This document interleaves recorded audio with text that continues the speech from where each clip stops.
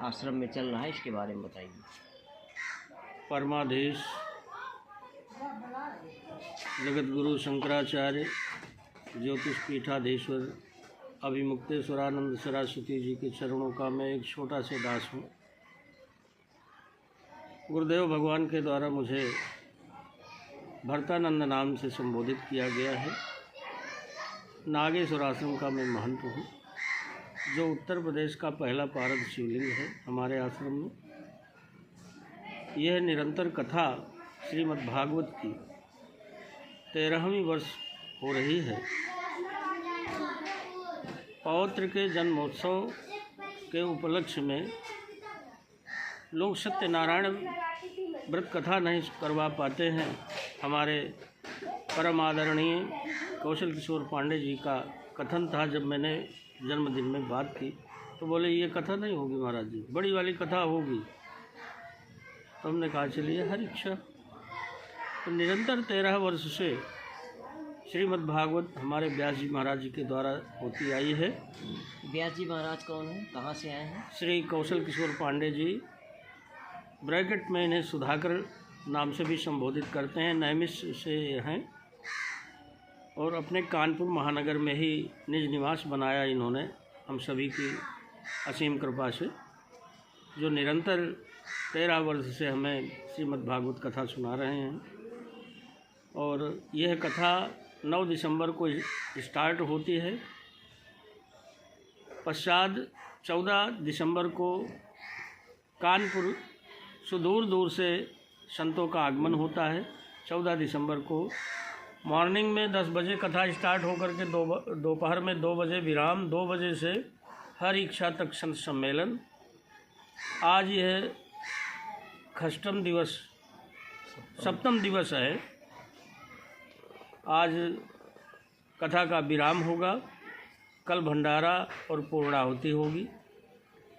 इस बार जो है 101 किलो बूंदी का भंडारा, एक नया भंडारे का आयोजन है, जो हमारे क्षेत्र के भक्तों के प्रसाद के रूप में वितरित होगा।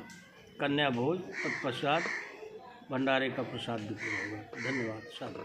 आचार्य जी, अपना परिचय दीजिए और ये भागवत कथा कब से चल रही है और आज भागवत कथा का कौन सा अध्याय है, क्या है आज? श्री गणेशाय नमः। नारायणं नमस्कृत्य नरं चैव नरोत्तमं देवीं सरस्वतीं व्यासं ततो जयमुदीरयेत्। मैं आचार्य कौशल किशोर पांडे श्रीमद् भागवत कथा 9 जून 2025 से 9 दिसंबर 2025 से चल रही है। इसमें 13 वर्ष से कथा हो रही है। हमारा लक्ष्य एक है सनातन धर्म को आगे बढ़ाना। वर्तमान में जो हमारे हिंदू समाज के बच्चों को, बेटियों को धर्म परिवर्तन बताया जा रहा है, इसके लिए हमें जागरूक करना है, सत्संग के माध्यम से जुड़ना है, सनातन को आगे बढ़ाना है। षष्ठम दिवस तक की कथा कल हुई। आज 7वें दिवस में भगवान के 16,108 विवाहों का वर्णन, सुदामा चरित्र की कथा और परीक्षित मोक्ष की कथा। अंतिम में नाम संकीर्तनम यस्य सर्वप्राप प्रणाशनम प्रणामो दुख समनस्तम नमामि हरिम परम। नाम ही सर्वोत्तम है और नाम जप के लिए गार्जियन को ये कहता हूँ कि बच्चों को ही लाइए, क्योंकि समाज थोड़ा दूर हो रहा है। यदि हम बच्चों को साथ में अभी से लाएंगे तो आगे आने पर बच्चों में संस्कार होगा, और जब बच्चों में संस्कार होगा तो आने वाली पीढ़ियों में भी संस्कार होगा, जिससे हमारी सनातन संस्कृति की रक्षा होगी, हमारा सनातन धर्म आगे बढ़ेगा। प्रभु की कृपा सबको मिले और यही मेरी कामना। इसी की मैं यही नहीं, कई जिलों में, पूरे उत्तर प्रदेश में, राष्ट्र में जाता हूँ कथा करने। ये ही भावना है, सबका विकास हो, सब पर प्रभु की कृपा बनी रहे।